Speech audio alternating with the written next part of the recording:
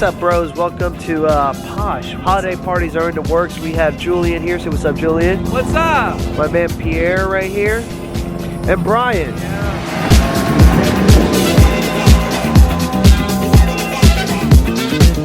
You got heat back here, man. Dope. All right, bros, what's up? What's happening? What's going on? Welcome back to the Posh HQ. As you guys can see, I'm all poshed out today. I'm here with my man Brian. Hey. And if you guys follow me on Instagram, you guys saw that me and Brian put together a DMX lighting video on Instagram. This was about 3 months ago. And it was really popular. You guys had a ton of questions, a ton of comments on that little Instagram clip. It was only a minute long, but it sparked a lot of conversation. So Brian volunteered to show us a little bit about DMX. I've been a fan too for a while, and I know December he's pushing a lot of content out.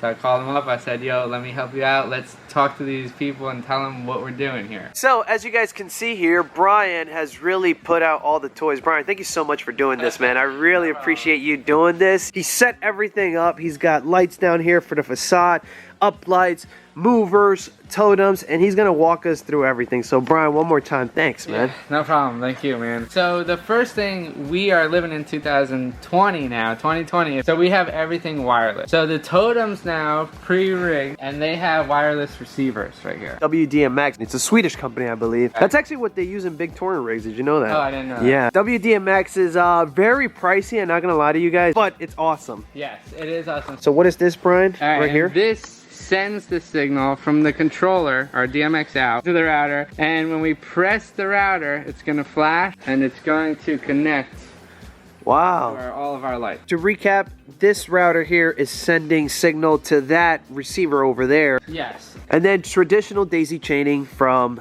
router down to the power can up to the Rogue. Yeah, same for both towers. If we take a look back here, this is an American DJ DMX operator. Runs on 16 channels. And this is the controller I used in that Instagram video. You have your fixtures. Sometimes we'll do uplighting, will be 001, 17, 33, 49, etc. You have 8 scenes, but you have 30 banks. If you go up and down, each bank represents a different selection of scenes. Then you have your faders, and those are A and B. So your first 8 are on A. You hit B, you're now looking at 9, 10, 11, 12. The numbers are right there. It is 16 channels like we mentioned, but it's only showing 8. And the reason they do that is obviously for space. If you hit A, you have your first 8. B gives you your second 8 to 16. So let's go through all the fixtures. Each fixture is going to be different, but each fixture has the same idea. So the first one is the dimmer, and the second one is red. So if I lower the dimmer, I'll lower the brightness of the room. Then all your lights will break down into colors, the RGB, red, green, blue. And you can make colors out of those. So like we made pink, we make yellow. And the next one is our strobe setting. So if he wants to create a strobe, he just has to figure out how much strobe he wants. And he does that by maneuvering that lever there. Second fixture we have is the facade light. I love the bars. I love the bars. I love the bars. On the controller, 49 is represented by fixture 4. And we're gonna reset all. So now we have one, it'll be red, green, blue. Then we have our program select. They have some dope programs and the speed of it, so you can control the speed. Roads now, they're a little bit more complex than uplight. So you have a 540-degree rotation on these. You also have, this is like a more finite move, but channel 2, so we're not gonna be concerned with that. 3 is our tilt, 4 is a finite tilt. 5 controls the speed of the movement. So if you have 5 all the way up, you're not going to get any speed, and as you bring it down, you'll get more and more speed.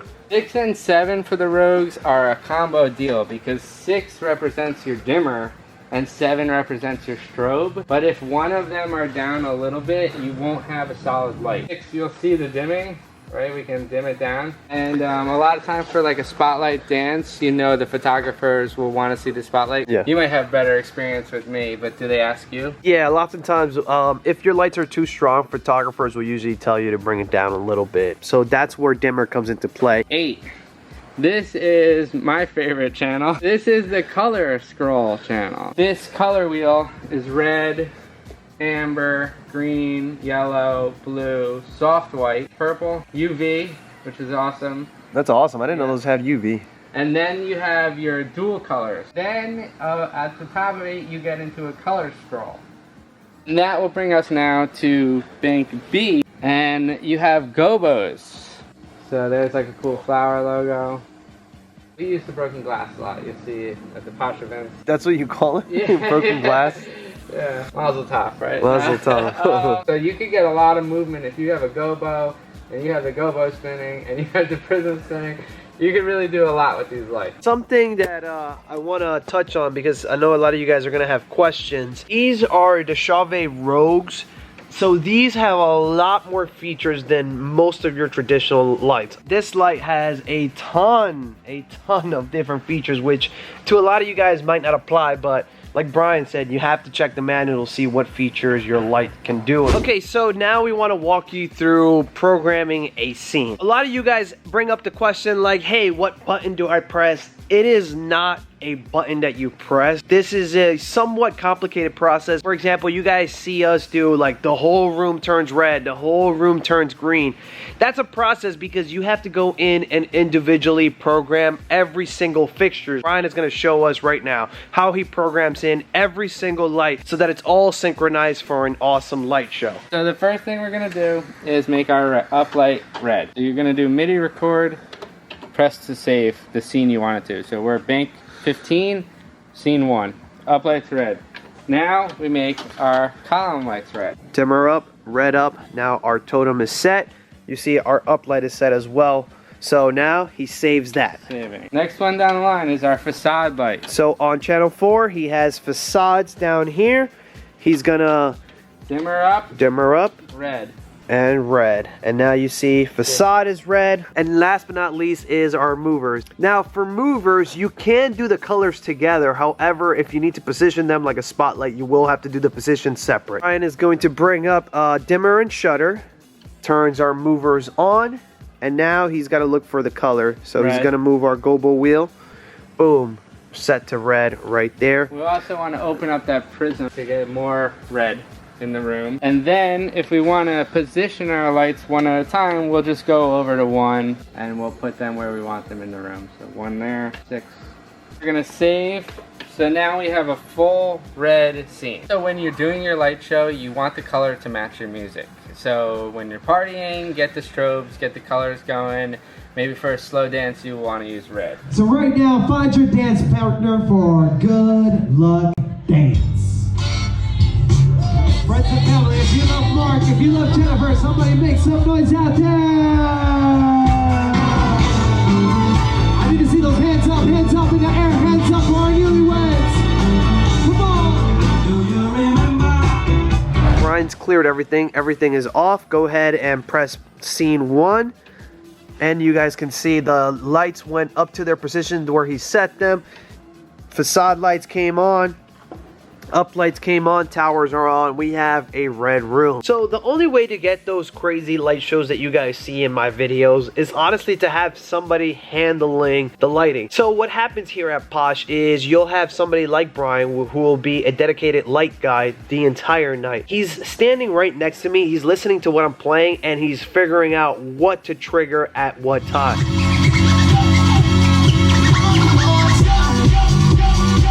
And that's something that you can only achieve via DMX. There is no auto program that will automatically do this for you. You need some kind of human to actually go in and trigger these scenes. So that's Brian's job during our events. He's actually out there triggering all these scenes. Right now, you're seeing some of the programs that Brian has at his events. And one of my personal favorites when the party is really, really going, I made this police scene, and I just used the red and blue. And I got this strobe, and it just goes back and forth.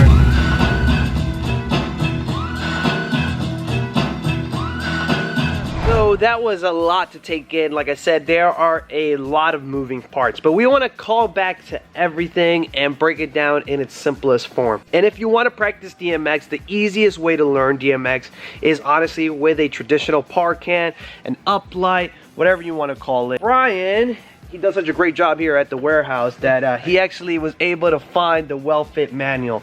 So with DMX, Brian, you really do need the manual. You need the manual. Read the manual. I feel like that is why all your questions are going to be answered in the manual. That's never more true than when it comes to DMX, because you need to know what your faders do. Every manufacturer sets their light different. If my dimmer is on channel 1 on this light, if you have another fixture from another brand, they might set their dimmer on channel 8. And really the only reason why you need your manual is you just want to find out where those faders are. The main things you want to locate as soon as you're in front of a DMX console is where your dimmer, where your shutter is. Once you get that down, you're pretty much good to go. So Brian, if you could open this up. Right now we're taking a look at the Facade well fit. And if we open up the manual, we see that we have a couple of DMX options. You see, you can set this to 4-channel mode, 6-channel mode, 10-channel mode. So if we look underneath the light, you can see Brian has set this to 10-channel modes. That means he has 10 faders to work with. The next big one that we can see here is 001.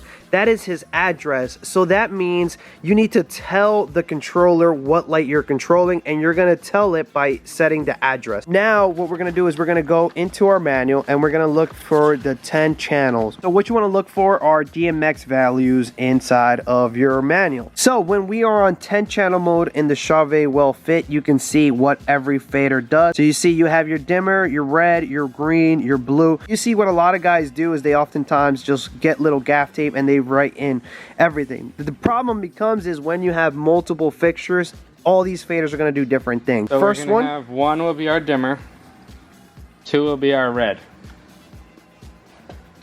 3 is green, 4 is the blue, 5 is amber, and remember you can now match these too. If you want to make white, put them all up. If you want to make yellow, put the red and green up. 6 will be our strobe.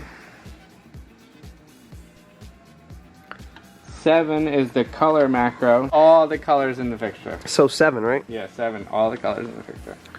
8 is auto program. So this light has 5 particular functions. So now Brian has reached channel 8. Now in order for him to be able to access 9 and 10, he's going to have to change the bank. That's going to basically add another 8 channels. So right now he's on A. He's going to toggle to B. And now this one turns into 9, 10, 11, 12, 13, 14, 15, 16. So if you guys can see here, this will adjust the speed of that auto program that he was running. So go ahead and show us the speed. We're going to make it super quick. Now, when you're doing DMX, you don't really use these auto programs. All you'll need is these first 8 channels. Basically, the more channels that you're using within a fixture, the more features that it unlocks. But when it comes to mobile DJs, you don't really need all those crazy attributes. Look at my purple. Got me looking out here like Thanos. Big shout out to Brian for making this video possible. He's the man behind it. He's like, hey, let's do a video on DMX. And I think a video on DMX was, well needed, yes. For the YouTube community. Yes. You guys watch my older videos, you guys saw that I was completely lost. And I'll be honest with you, Brian, speak with me. DMXing is not a 101 stuff. There is some training that's needed with DMX. There's a lot of levels to it. I've been doing it for a couple of years now, and I still have a lot to learn. This is something that you're not going to pick up overnight. It does take some practice, but once you learn the ins and outs of it, it's really not as complicated as people make it out to be. Bros, if you have any questions, me and Brian will be down there in the comments below attempting to answer your questions. Yeah, he's got like a club in here. Please like this video if you like this, subscribe if you're new around here, and if you really want to help us out, don't forget to turn on that bell so you can be notified next time me and Brian make another video. Yeah. Alright, Brian, close it up, close it up. Peace. Alright, dude, that was fucking awesome.